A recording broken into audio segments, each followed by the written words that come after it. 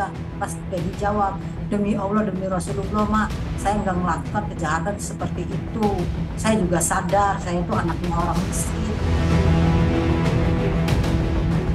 Ibu Peggy Setiawan, pelaku yang diduga otak pembunuhan kasus Vina dan Eki, masih meyakini putranya tidak terlibat dalam kasus ini 8 tahun silam. Kartini menyebut Peggy Setiawan tidak berada di Cirebon 8 tahun silam saat Vina dan Eki tewas secara tragis akibat penganiayaan dan pemerkosaan yang dilakukan geng motor. Bahkan saat rumahnya digeledah polisi 8 tahun silam, putranya tidak berada di rumah. Anak saya itu tidak bersalah, walaupun polisi bersikukuh keras bahwa anak saya pelaku utama, tapi saya bersikukuh keras juga, anak saya bukan pelaku utama karena itu memang bukan anak saya. Dan di tahun itu? Di tahun itu anak saya pun lagi bekerja di Bandung. Nah, waktu penggerebekan 2016 juga anak saya tidak ada di tempat, lagi masih kerja di Bandung.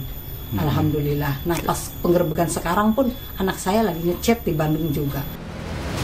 Sementara saat menggeledah rumah Peggy Setiawan, usai berhasil menangkapnya, polisi meyakini penangkapan dan penggeledahan sudah sesuai prosedur. Sejumlah barang bukti pun diamankan oleh polisi, seperti ijazah, raport, foto yang berkaitan dengan Peggy Setiawan. Penangkapan ini membuka tabir dugaan adanya salah tangkap itu. Kami mohon doa daripada masyarakat banyak, tentunya dari pihak kepolisian bekerja sesuai dengan SOP, prosedur yang berlaku. Jadi kami sedang bekerja dan mohon doanya. Bisa dipastikan itu tidak salah tangkap? Insya Allah. Keluarga Vina mengapresiasi kinerja polisi yang berhasil menangkap salah satu otak pembunuhan Vina, Peggy Setiawan. Namun, keluarga juga menilai jika proses penangkapan Peggy yang sudah menjadi buronan polisi selama 8 tahun terjadi sangat cepat setelah kasus ini kembali mencuat. Yaitu rasa syukur, bahagia, dan ucapan yang terima kasih. Namun, tentunya kami juga tidak bisa menyampaikan hal-hal yang tidak baik ya, perihal desas-desus di belakang menyatakan jangan itu salah tangkap gitu. Kalau bahagia ya bahagia dan senang gitu, cuma ya jadi pertanyaan kami ini kok cepat gitu. Ternyata cepat gitu ya ditangkapnya gitu, Mbak.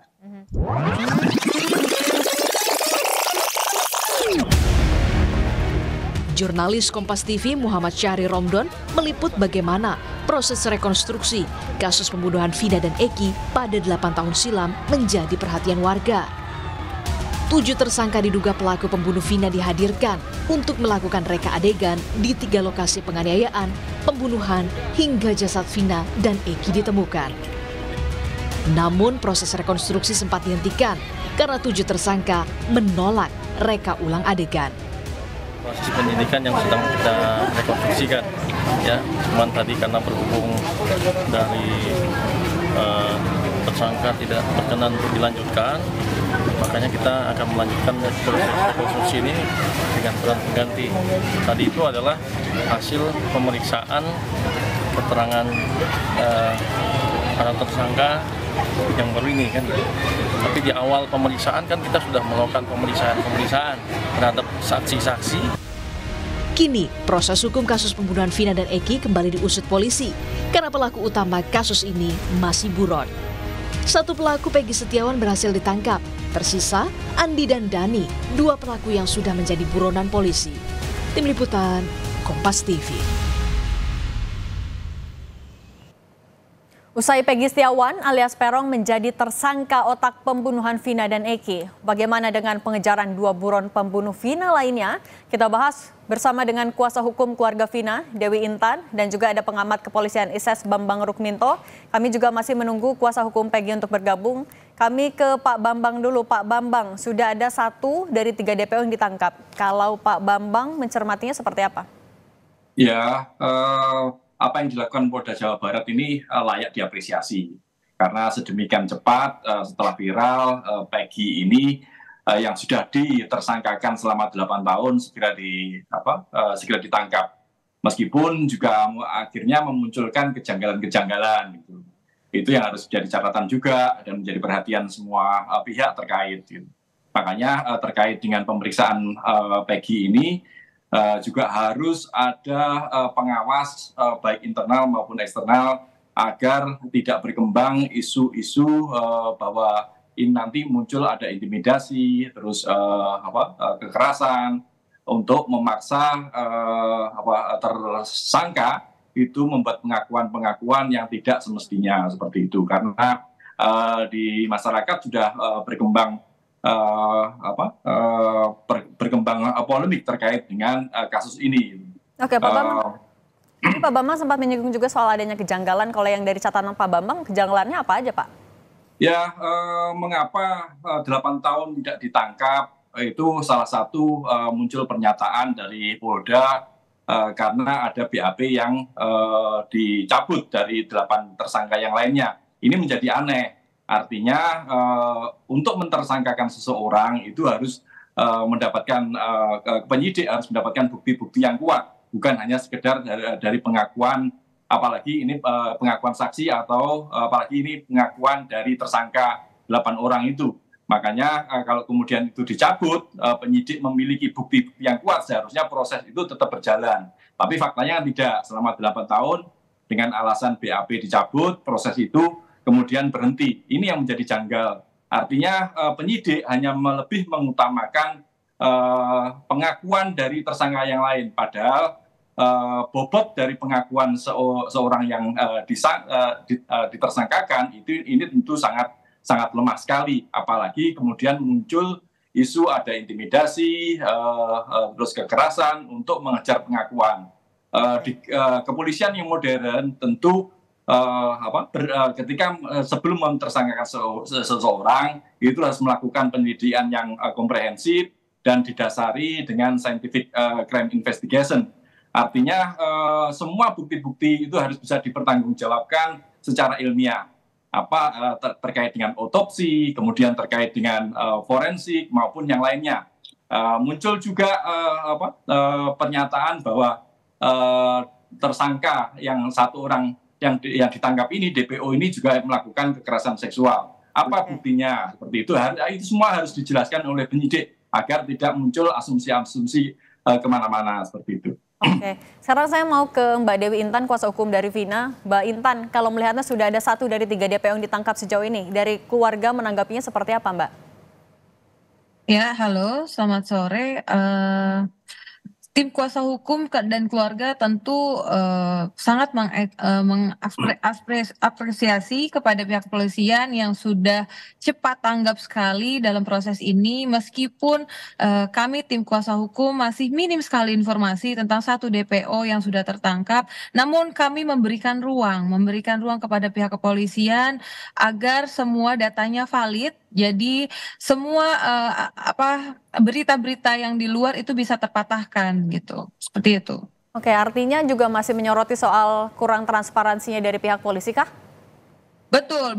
Kami sejak awal sangat mengharapkan transparansi dari pihak kepolisian bahwa jangan sampai karena ini berlarut-larut menjadi cerita-cerita baru di masyarakat yang akhirnya nanti mendistrik pihak kepolisian juga untuk kasus ini gitu loh. Jadi kami mohon kalau memang sudah ada prosesnya, sudah berjalan sampai di mana prosesnya, itu semua dikeluarkan informasinya kepada masyarakat, dan kita juga tidak menutup kemungkinan bahwa ini sudah menjadi konsumsi publik. Jadi publik dan masyarakat terus menunggu, akhirnya karena terlalu lama dan berlarut-larut jadi muncullah spekulasi dan cerita-cerita yang seperti sekarang ini, seperti itu.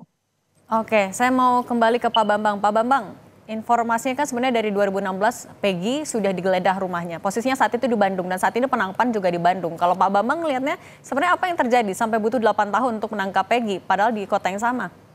Ya, ini menjadi aneh. Artinya asumsi yang muncul kan Peggy ini dipaksakan untuk ditersangkakan seperti itu, seolah-olah seperti itu. Makanya ketika BAP tadi dari kesaksian 8 orang tadi dicabut, polisi akhirnya kelabakan sendiri gitu.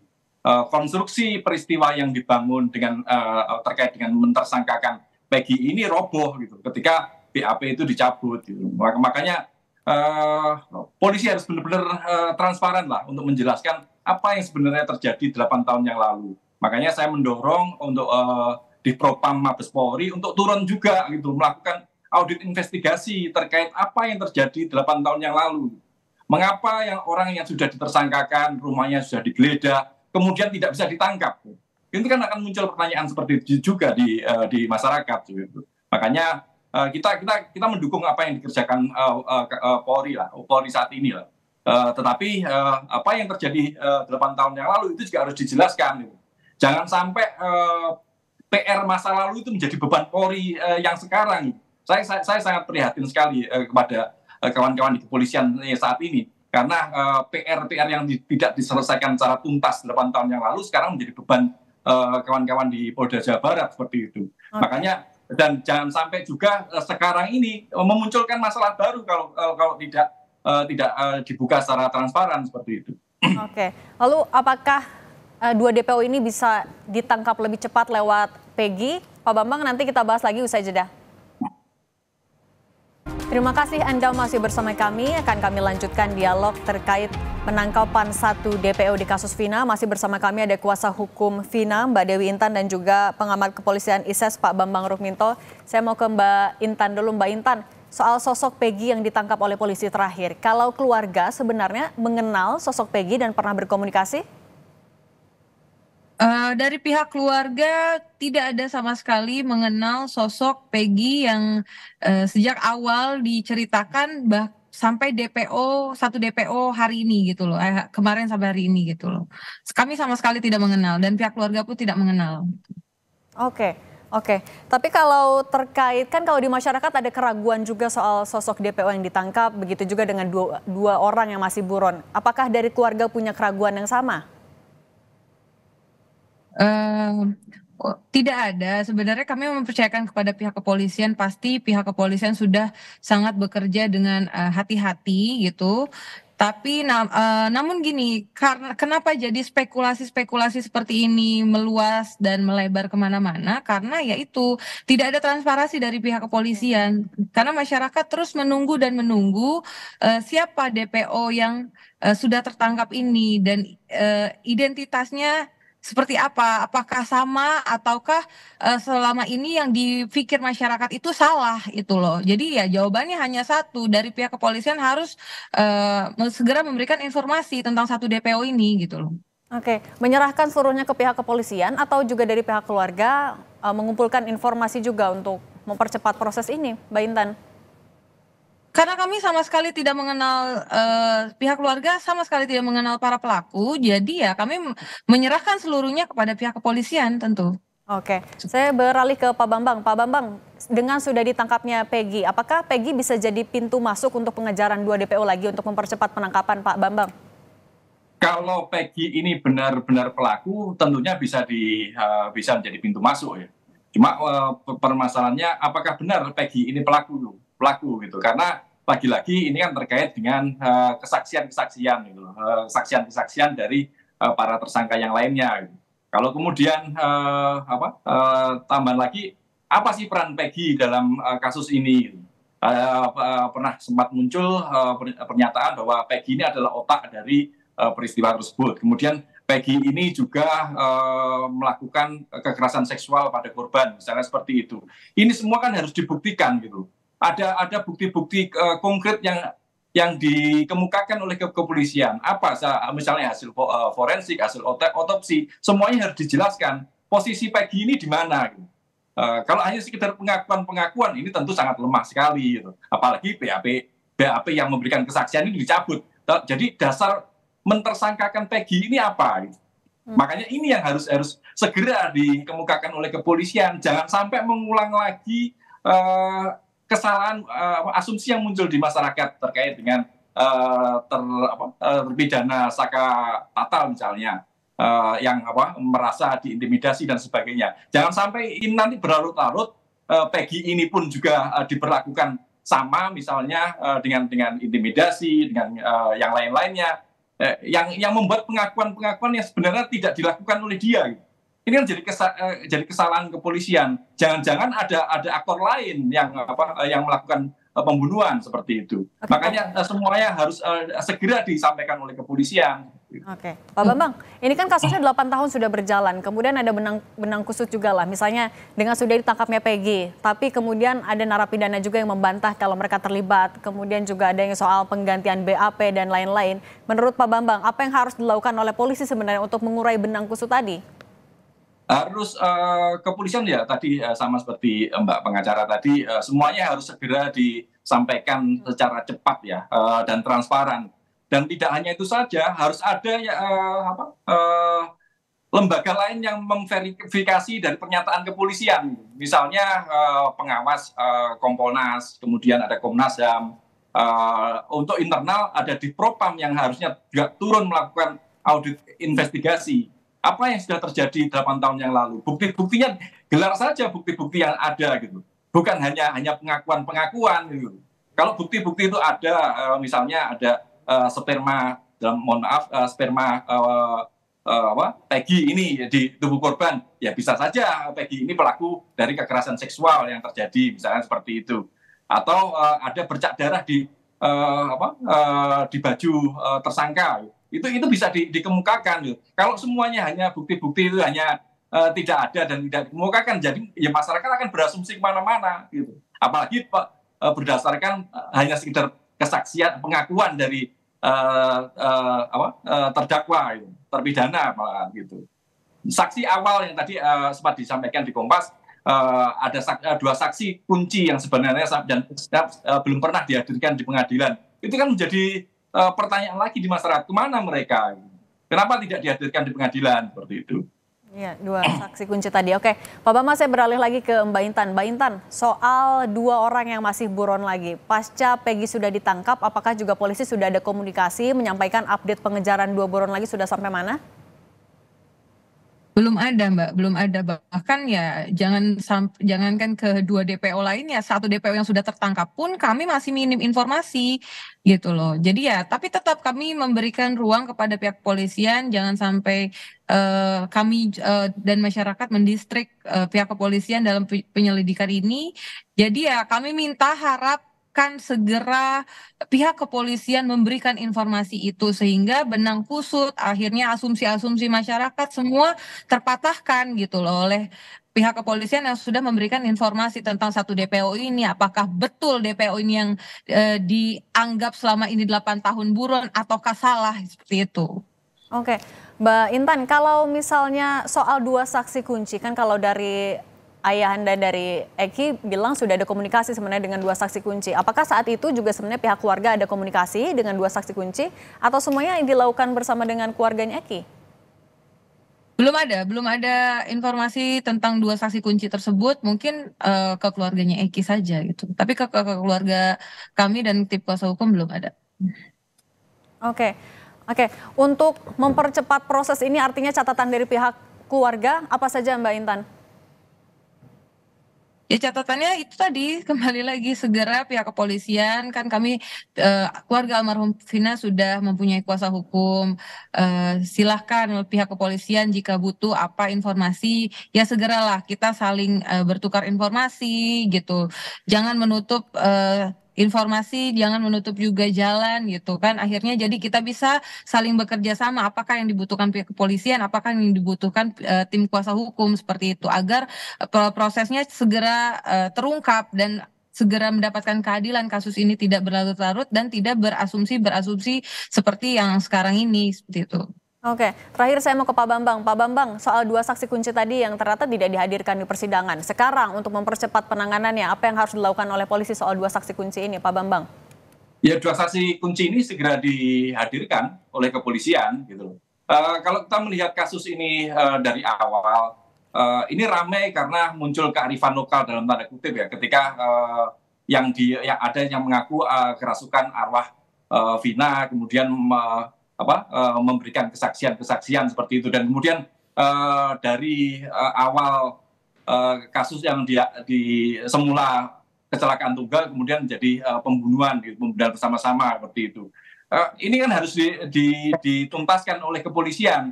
kepolisian tentunya tidak bisa memaksakan pola-pola seperti kearifan lokal tadi untuk dijadikan bukti-bukti ilmiah gitu loh. Ini sangat-sangat naif sekali gitu.